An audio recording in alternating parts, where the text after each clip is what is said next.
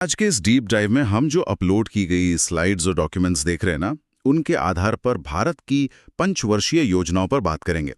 ये सफर 1951 से 2017 तक का है और सबसे अहम बात ये कि कैसे पुरानी योजना आयोग की जगह नीति आयोग ने ले ली।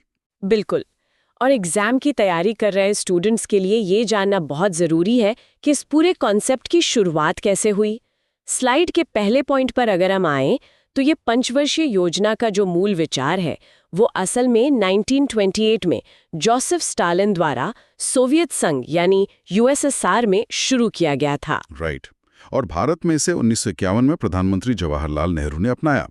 लेकिन ये जो शब्द यहाँ लिखा है, केंद्रीकृत या सेंट्रलाइज्ड राष्ट्रीय आर्थिक कार्यक्रम, इसका एग्जैक्ट मतलब क्या है? केंद्रीकृत का सीधा से मतलब है कि देश के विकास के लिए एक ही जगह से प्लानिंग होगी। 1951 से 2014 तक इसे योजना आयोग चलाता था। अच्छा, मतलब एक ही संस्था पूरे देश का प्लान बनाएगी। हाँ, एग्जैक्टली। और फैक्ट ये भी है कि इस योजना आयोग के अध्यक्ष हमेशा प्रधानमंत्री होते थे, तो सारा नियंत्रण सीधे टॉप लेवल पर था। समझ गया। अब अगर हम अपनी अगली स्लाइड पर आए हैं तो उसमें एक बड़ा सवाल है। 65 सालों तक चली इन योजनाओं के 4 मुख्य लक्ष्य क्या थे? ये 4 पिलर्स हैं जो स्टूडेंट्स को अच्छे से याद रखने चाहिए। पहला है आर्थिक विकास यानी ग्रोथ। इसका सीधा सा मतलब है राष्ट्रीय आय या जीडीपी और प्रति व्यक्ति आय में लगातार वृद्धि करना। हाँ, ग्रोथ तो सबसे बेसिक जरूरत है। हाँ। और दूसरा पॉइंट यहाँ आधुनिकीकरण लिखा है। राइट। आधुनिकीकरण या मॉडर्नाइजेशन का मतलब है कृषि और उद्योगों में नई तकनीक और विज्ञान का उपयोग करना, पुरानी चीजों पे अटके नहीं रहना। बिल्कुल। और तीसरा लक्ष्य जो स्लाइड में है वो है आत्मनिर्भरता। हाँ, आत्मनिर्भरता यानी सेल्फ रिलायंस। इसका मतलब था कि विदेशी आयात पर जो हमारी निर्भरता है उसे खत्म करके देश में ही उत्पादन बढ़ाया जाए। ये तो उस समय के लिए बहुत क्रिटिकल था। और चौथा है समानता और न्याय या इक्विटी, मतलब सिर्फ देश अमीर ना हो बल्कि गरीबी हटे और विकास का लाभ समाज के हर वर्ग तक पहुंचे। बहुत ही क्लियर फैक्ट्स हैं ये। अब सीधे पहली पंचवर्षीय योजना पर चलते हैं जो 1951 से 1956 तक चली थी। स्लाइड के डेटा के हिसाब से ये हेराल्ड डोमर मॉडल पर आधारित थी। बिल्कुल, ये मॉडल एग्जाम में अक्सर पूछा जाता है। और इसका पूरा फोकस कृषि, सिंचाई और बुनियादी ढांचे पर था। भाखड़ा नांगल और हीराकुंड बांध इसी योजना के तहत बने थे। हाँ, और इस पहली योजना के कुछ और बहुत जरूरी फैक्ट्स हैं। शिक्षा के क्षेत्र में इसी टाइम 5 IIT और विश्वविद्यालय अनुदान आयोग यानी यूजीसी की स्थापना हुई। अरे वाह, मतलब शुरुआत में ही हायर एजुकेशन पर इतना फोकस था। हाँ, और डेटा अगर देखें तो ये योजना काफी सफल रही। लक्ष्य 2.1% का था, लेकिन जो प्राप्ति हुई वो 3.6% थी। 2.1 से 3.6%, ये तो काफी अच्छी जंप है। हाँ, लेकिन तुरंत ही दूसरी योजना जो 1956 से 1961 तक थी, उसमें अप्रोच बदल गया।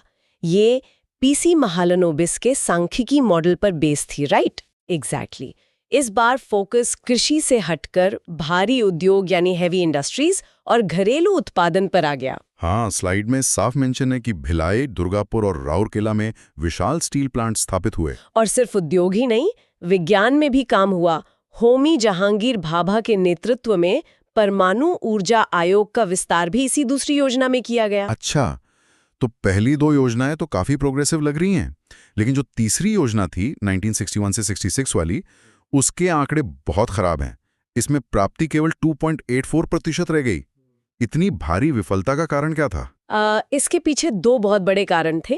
पहला तो चीन और पाकिस्तान के साथ युद्ध और दूसरा भारी सूखा। ओह, मतलब एक साथ इतनी सारी मुसीबतें आ गईं। हाँ, और इसी गंभीर संकट के कारण 1966 से 1969 तक कोई नई पंचवर्षीय योजना बनी नहीं पाई। अच्छा, और इसी गैप को योजना अवकाश या प्लान हॉलिडे कहा जाता है। बिल्कुल, ये फैक्ट बहुत क्रूशल है। इसके बाद जब चौथी योजना आई 1969 से 1974 के बीच, तो उसमें कुछ ऐतिहासिक बदलाव हुए। स्लाइड के मुताबिक प्रधानमंत्री इंदिरा गांधी द्वारा 2 सबसे बड़े फैसले लिए गए। पहला 14 प्रमुख बैंकों का राष्ट्रीयकरण और दूसरा था हरित क्रांति का प्रभाव। इसका सीधा असर ये हुआ कि पंजाब में गेहूं का रिकॉर्ड उत्पादन हुआ और इसी वजह से भारत अनाज में आत्मनिर्भर बन पाया। एग्जैक्टली।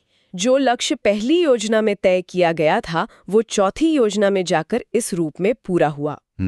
अब पांचवी, छठी और सातवीं योजना की बात करते हैं, जो 1974 से 1990 के बीच चली। पांचवी योजना जो 1974 से 78 तक थी, वो डीपी धर मॉडल पर आधारित थी। हाँ, और इस मॉडल को एग्जाम के नजरिए से जोड़ना बहुत जरूरी है। इसमें मुख्य जोर गरीबी हटाओ और रोजगार पर था। और जो छठी योजना थी 1980 से 1985 वाली, उसमें क्या खास था? उसमें आर्थिक उदारीकरण की धीमी शुरुआत हुई और साथ ही परिवार नियोजन का शांतिपूर्ण विस्तार भी किया गया। अच्छा, मतलब चीजें धीरे धीरे खुल रही थी। और सातवीं योजना जो 1985 से 90 तक चली, उसमें पहली बार आधुनिक तकनीक या मॉडर्न टेक्नोलॉजी के प्रयोग पर जोर दिया गया ताकि उद्योगों की उत्पादकता बढ़े। बिल्कुल, लेकिन इसके तुरंत बाद हम एक बहुत बड़े क्राइसिस को देखते हैं, 1991 का गंभीर आर्थिक संकट। हाँ, स्लाइड में जो डेटा है वो चौंकाने वाला है।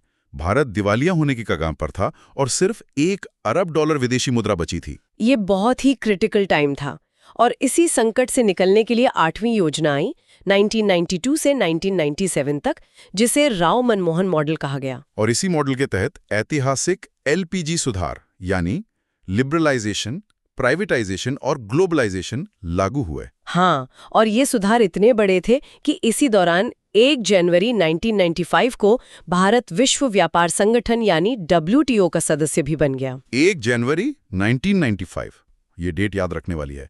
और फैक्ट ये भी है कि ये अब तक की सबसे सफल योजना थी। लक्ष्य 5.6% था और प्राप्ति 6.6% हुई। बिल्कुल, और इसी योजना में प्राथमिक शिक्षा के सार्वभौमीकरण पर भी काफी काम हुआ।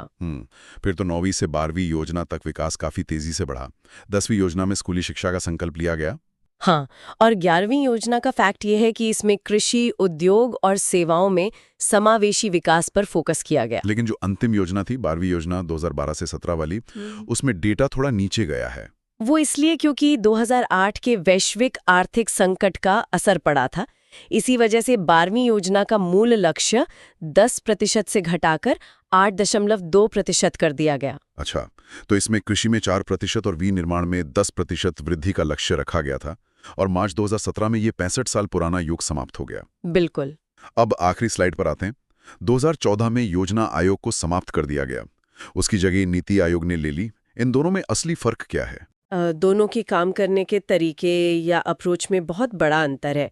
योजना आयोग एक टॉप डाउन अप्रोच था, जहां केंद्र से नीतियां बनकर राज्यों पर थोपी जाती थीं। मतलब ऊपर से नीचे आदेश आते थे। हाँ, लेकिन 2015 से शुरू हुआ नीति आयोग, जिसका फुल फॉर्म है national institution for transforming India, ये बॉटम अप अप्रोच पर काम करता है। तो बॉटम अप का मतलब हुआ कि राज्यों की भागीदारी इसमें ज्यादा है। एग्जैक्टली, ये राज्यों की भागीदारी बढ़ाकर देश के विकास के लिए एक थिंक टैंक के रूप में काम करता है, आदेश देने वाली संस्था के रूप में नहीं। ये तो बहुत ही विश्लेषणात्मक विचार है सोचने के लिए कि कैसे देश की अर्थव्यवस्था 1928 के सोवियत संघ के केंद्रीकृत नियंत्रण वाले विचार से शुरू हुई थी। बिल्कुल, और फिर वक्त के साथ 1991 में हमें ग्लोबलाइजेशन के लिए दरवाजे खोलने पड़े। और अंत में हम एक ऐसे नीति आयोग मॉडल पर आ गए जो आदेश थोपने के बजाय बॉटम अप तरीके से राज्यों के सुझावों पर चलता है। हाँ, ये पूरी जर्नी एक देश की आर्थिक सोच में आए पूर्ण बदलाव को बहुत साफ तरीके से दिखाती है।